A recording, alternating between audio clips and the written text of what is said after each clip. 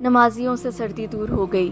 حضرت سیدنا جابر فرماتے ہیں کہ مجھے حضرت بلال نے بتایا کہ میں نے ایک سخت سرد رات میں فجر کی اذان کہی، لیکن مسجد میں کوئی نہ آیا۔ کچھ دیر بعد میں نے پھر اذان دی، مگر اب کی بار بھی کوئی نہ آیا۔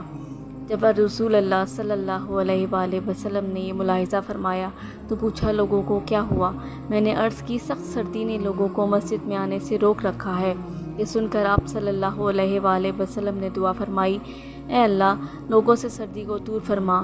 حضرت بلال کہتے ہیں، میں گواہی دیتا ہوں کہ سردی ایسی دور ہوئی کہ میں نے دیکھا کہ لوگ صبح کے وقت گرمی کی وجہ سے پنکھا جھل رہے ہیں۔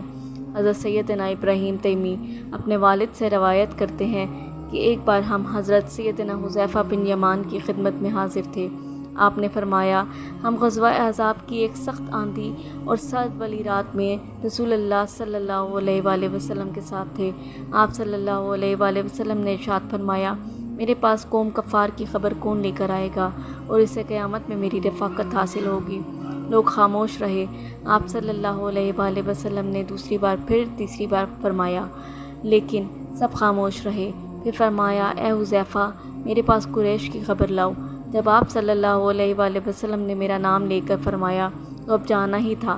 آپ صلی اللہ علیہ وآلہ وسلم نے فرمایا، میرے پاس قوم کفار کی خبر لاؤ اور انہیں میرے خلاف غصہ نہ دلانا۔ حضرت حذیفہ فرماتے ہیں، میں سخت سردی کے موسم میں چلا تو ایسا لگ رہا تھا جیسا کہ میں حمام میں چل رہا ہوں، یعنی مجھے سردی بالکل نہیں لگ رہی تھی، حتیٰ کہ میں قریش کے پاس پہنچ گیا۔ پھر جب وہاں سے واپس پلٹا تو مجھے یوں محسوس ہو رہا تھا جیسے میں کسی حمام میں چل رہا ہوں۔ رسول اللہ صلی اللہ علیہ وآلہ وسلم کی بارگاہ میں حاضر ہوا اور ان کے حالات کی خبر دی۔ جب میں فارغ ہوا تو مجھے سردی لگنے لگی، بس حضور صلی اللہ علیہ وآلہ وسلم نے اپنا زائد کمبل اسے اوڑھ کر آپ صلی اللہ علیہ وآلہ وسلم نماز ادا کرتے تھے مجھے اڑا دیا تو میں صبح تک سویا رہا۔ صبح رسول اللہ صلی اللہ علیہ وآلہ وسلم نے مجھے فرمایا، اے بہت سونے والے، اب اٹھ جاؤ۔ سردی میں گرمی۔ عبد الرحمن بن ابو لیلہ بیان کرتے ہیں، حضرت ابو لیلہ رات کو حضرت علی کے پاس بیٹھ کر باتیں کیا کرتے تھے۔ حضرت علی گرمی میں سردی کا اور سردی میں گرمی کا لباس پہنا کرتے تھے۔ انہوں نے اس بارے میں حضرت علی سے سوال کیا تو آپ نے فرمایا، جنگ خیبر کے دن حضور صلی اللہ علیہ وآلہ وسلم نے میرے پاس پیغام بھجوایا۔ مجھے آشوب چشم تھا۔ میں نے بارگاہ رسالت میں حاضر ہو کر عرض کیا، یا رسول اللہ صلی اللہ علیہ وآلہ وسلم، مجھے آشوب چشم ہے۔ حضور صلی اللہ علیہ وآلہ وسلم نے میری آنکھوں میں اپنا لعاب ڈالا، پھر دعا کی، اے اللہ، علی سے سردی اور گرمی دور کر دے۔ حضرت علی نے فرمایا، اس دن کے بعد سے مجھے نہ سردی لگتی ہے اور نہ گرمی۔ اللہ پاک ہمیں اپنے پیارے رسول صلی اللہ علیہ وآلہ وسلم کی بھی محبت نصیب فرمائے۔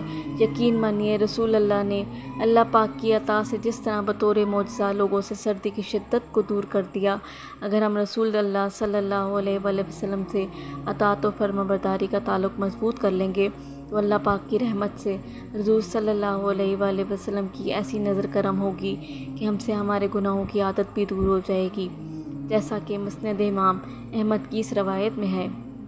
حضرت ابو امامہ رضی اللہ عنہ سے مروی ہے، ایک نوجوان نبی کریم صلی اللہ علیہ وآلہ وسلم کی خدمت میں حاضر ہوا اور عرض کیا، یا رسول اللہ صلی اللہ علیہ وآلہ وسلم، مجھے زنا کرنے کی اجازت دے دیجیے۔ لوگ اس کی طرف متوجہ ہو کر اسے ڈانٹنے لگے اور اسے پیچھے ہٹانے لگے، لیکن نبی پاک صلی اللہ علیہ وآلہ وسلم نے اس سے فرمایا، میرے قریب آ جاؤ۔ وہ نبی کریم صلی اللہ علیہ وآلہ وسلم کے قریب جا کر بیٹھ گیا۔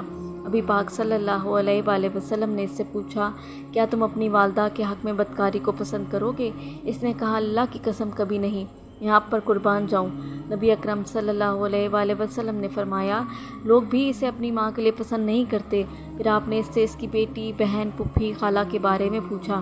اس نے ہر بار یہی کہا کہ اللہ کی قسم کبھی نہیں، میں آپ پر قربان جاؤں۔